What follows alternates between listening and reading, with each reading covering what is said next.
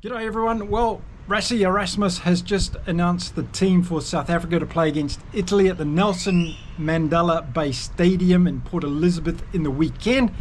And I love it when Rassie flexes his muscle with the depth of the Springboks. And no matter what the New Zealand rugby pundits might say, the Springboks have got amazing depth across their squad, and we're going to see it this weekend. So in this video I'm going to talk about the team that Rassie has selected, my predictions for the game, and give you a little few insights to some of these players as well. So let's get into it right now.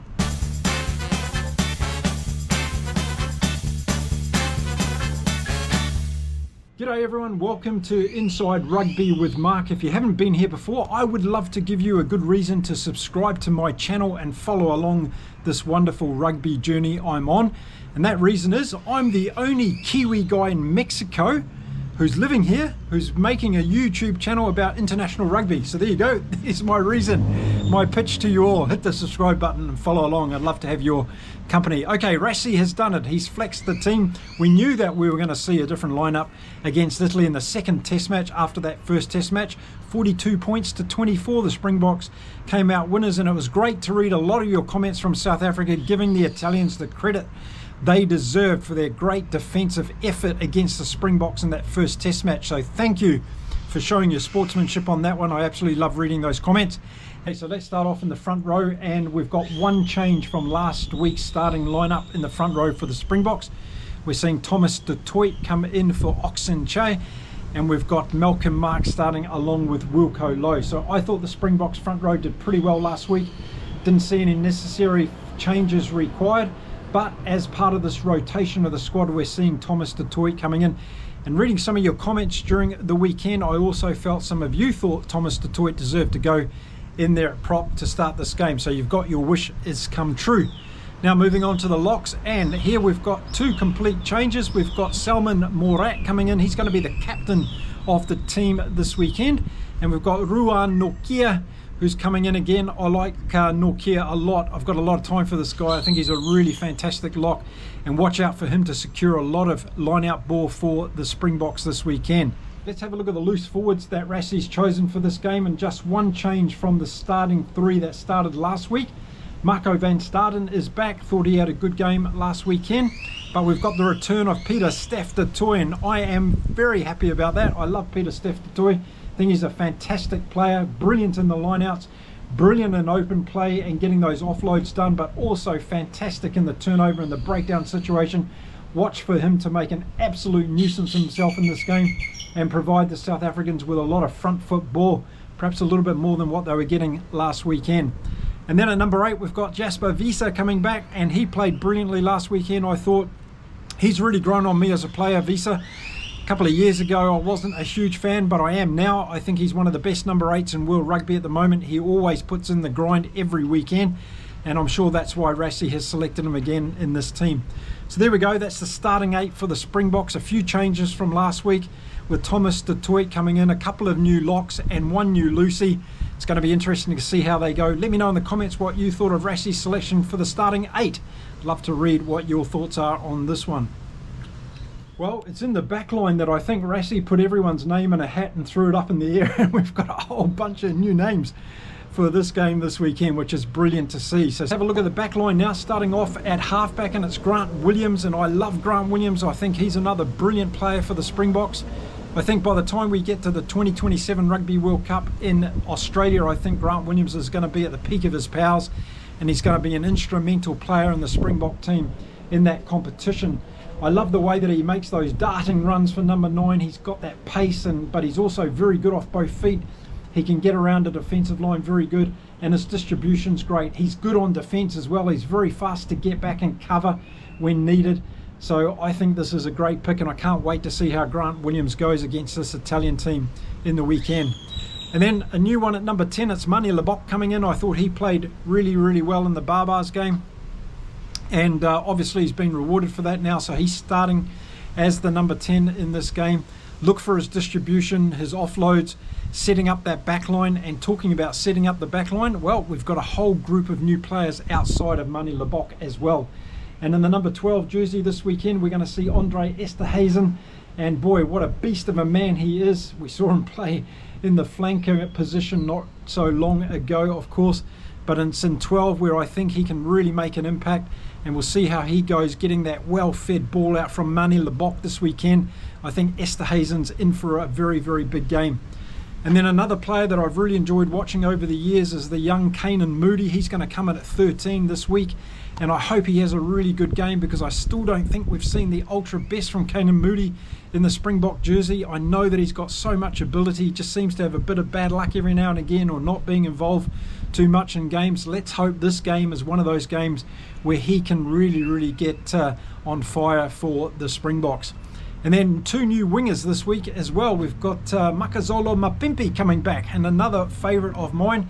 This guy's got blistering speed, and I wouldn't be surprised if he scores 1, 2 or even 3 tries this weekend for the Springboks. Watch out for him, he's absolutely fantastic. If you're new to the channel and you're new to rugby, which we have a lot of people here who are, watch out for Makazole Mapimpi on the wing for the Springboks. He's a real pleasure to watch. On the other wing, we've got Edwin van der Merwe.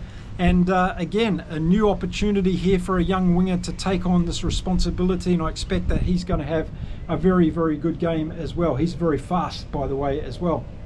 Then at fullback, it's the man, Willie Le Roux, number 100, coming up this weekend. I called it in my last video. I knew Rassie was going to give him the opportunity this week, and he's going to play his 100th test match for the Springboks. A fantastic milestone for any rugby player to represent their country 100 times. But Willie Le Roux, we've seen over the years, he's played in several positions in the backline for the Springboks and done a fantastic job. Thought he did well when he came on last week, and now he's getting an opportunity to start this game. Can't wait to see him run out onto the field this weekend at the Nelson Mandela Bay Stadium. It's going to be a great milestone for Willie Le Roux. So what do I think of this starting 15? Well, a lot of surprising names there, but not really, if you know what I mean. There's some really great players. But again, what this actually does is it emphasises the depth of Springbok rugby. When you can bring on a completely new backline like this, except for Willie Le Roux, I guess, who played last week, it says a lot about the talents that Rassie has to pick from, and we know all these players are very exceptional in their positions. So the Springboks continue now to build their depth as we go on, and he's going to see who's standing up to be able to play in those tougher games this year. No disrespect to Italy on that one, but we know we've got those big games coming up in the Rugby Championship for the Springboks, and those 2 games in New Zealand, as well as games against Argentina and Australia, which they're going to really want to be on point for. So this is another testing ground. I think the starting 15 is really exciting. Can't wait to see how they go. Okay, let's move on to the bench for the Springboks, and some interesting new ones in here as well for them. Starting off in the forwards, and we're going to see Jan-Henrik Wessels coming in. That's a good pick for me. He's a very big player to come on and make a difference. Oxen Che, who started last week, of course, he's going to come in off the bench. And then we've got Tabakane. Okay, come on, tell me how to pronounce it properly, because I know I'm going to get stuck on that one. So he's coming in as well. I haven't seen him play, so this is going to be the first time that I see him play, and my ear's going to be very focused on listening to the announcers saying his name, so I get it right in the review of the game. And the other forwards we've got coming off the bench are Corbus Visa and Evan Roos. So really good dynamic players coming off the bench, and I want to see what impact they can have. Moving on to the backs that'll come off the bench, and it's Corbus Reina that'll come off the bench for the halfback position. Then we've got Sasha Ngomazulu, and the last player is Ethan Hooker, who I haven't seen play either, so that's going to be a new one for me to keep a lookout for. He's a new cap coming into this team for the Springboks. Okay, so that's the team that's going to play for the Springboks this weekend. What do I think is going to happen? Well, I think it's going to be a really interesting game.